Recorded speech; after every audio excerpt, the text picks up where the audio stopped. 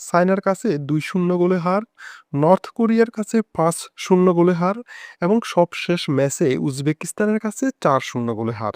ফলাফল বলছে আমরা বাংলাদেশ ৩ ম্যাচে ১১ গোল খেয়েছি। কোনো গোল আমরা দিতে পারিনি। কিন্তু এই পরিসংখ্যান কি সব কথা বলে? যারা স্রেফ স্কোর লাইন দেখে মেয়েদের সমালোচনা করছেন তারা কি জানেন নর্থ কোরিয়া বা চায়না ফিফা র্যাঙ্কিং এর কোথায় অবস্থিত? আজ আমরা ব্যবচ্ছেদ করব এশিয়ান কাপে আমাদের প্রাপ্তি আর আমাদের ফুটবলারদের এবং আমাদের কোচের নতুন বাংলাদেশের বিবর্তন নিয়ে। First match China ২ Bangladesh ০। First ম্যাচেই এশিয়ান জায়ান্ট এবং এশিয়ার ডিফেন্ডিং চ্যাম্পিয়ন চায়নার মুখোমুখি হয় ঋতুকন্যা চাকমারা। যারা ভাবছেন ২-০ হার মানে সব শেষ, তাদের বলি চায়নার মেয়েরা ফিজিক্যালি আমাদের চেয়ে কতটা এগিয়ে তা মাঠে দেখা গেছে। আশা করি যারা খেলাটা দেখেছেন তারা বুঝতে পারার কথা। কিন্তু ডিফেন্সে বাংলাদেশ যে ডিসিপ্লিন দেখিয়েছে তা অবিশ্বাস্য। চায়নার মতো দল যারা ডিফেন্ডিং চ্যাম্পিয়ন, যারা ৭ বারের চ্যাম্পিয়ন, যাদের ফিফা র্যাঙ্কিং 17, তারা আমাদের জালে মাত্র ২ বার বল পাঠাতে পেরেছে। এটা আমাদের ডিফেন্সের জন্য বিশাল এক confidence booster. Second match north Korea ৫, Bangladesh ০। এবার আসা যাক সেই নর্থ কোরিয়া ম্যাচে। মনে রাখবেন নর্থ কোরিয়া র্যাঙ্কিংয়ের ৯ নাম্বার দেশ। জাপানের পর এশিয়ায় তারাই সেকেন্ড বেস্ট টিম। ফিফার টপ 10 নেশনসের মধ্যে তারা অন্যতম। তাদের সাথে আমাদের র্যাঙ্কিংয়ের ব্যবধান ১০০-র বেশি। এই ব্যবধানে দলের সাথে ৫ গোল খাওয়াটা আসলে কোনো ব্যর্থতাই নয়। আমাদের মেয়েরা পুরো ৯০ মিনিট যে লড়াইটা করেছে সেটা অভাবনীয়।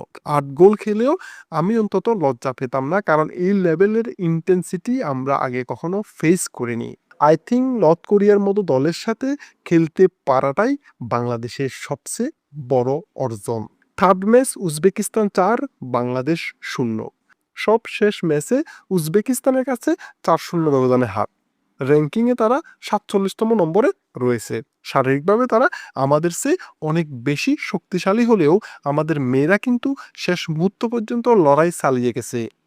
আগের মতো মুড়ি মুটকির মতো গোল খাওয়ার দিন শেষ। বাংলাদেশ এখন নবম সেরা দলের সামনেও পুরো ৯০ মিনিট টিকে থাকতে জানে। এই ফুটবলাররা যে ৯০ মিনিট খেলে গেল ফিটনেসের কারণে লাস্টের দিকে জিমায় পড়ে নাই, এসব পজিটিভ জিনিস আমাদের ভাবতে হবে। পিটার বাটলারকে এখানে ক্রেডিট দিতেই হবে। কেন?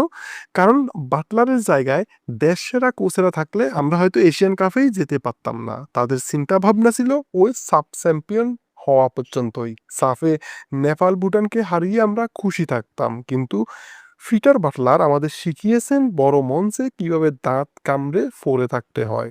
পিটার বাটলারের ট্যাকটিক্যাল ফুটবল আর ফিটনেস ট্রেনিং এর কারণে আমাদের ফুটবলাররা এখন বড় দলগুলোর সাথেও পুরো ৯০ মিনিট টিকে থাকতে পারতেছে।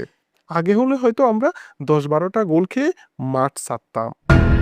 ৩ ম্যাচে কোনো পয়েন্ট ছাড়া ফিরলাম। প্রাপ্তিটা কোথায়?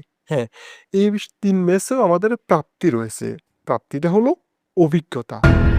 বড় দলের ধাক্কা সামলানোর ক্ষমতা বাংলাদেশ দলের তৈরি হয়েছে। টপ 10 টিমের বিপক্ষেও কিভাবে ডিফেন্স রিড করতে হয় সেটা বাংলাদেশের ফুটবলাররা শিখেছে।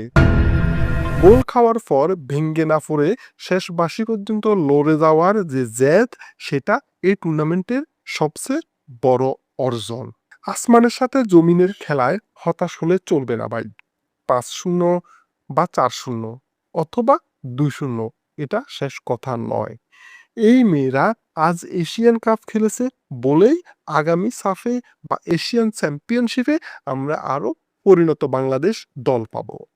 অদম্য এই মেয়েদের হারিয়ে যেতে দেওয়া যাবে না। তারা সাউথ এশিয়া ছাড়িয়ে এখন এশিয়ান লেভেলে লড়াই করতেছে। বাংলাদেশ ফুটবলে মেয়েরা এখন আর স্রেফ নাম নয়, তারা এখন এক একটা বড় ইস্যু। তাই তাদের পাশে থাকবো। ধন্যবাদ সবাইকে।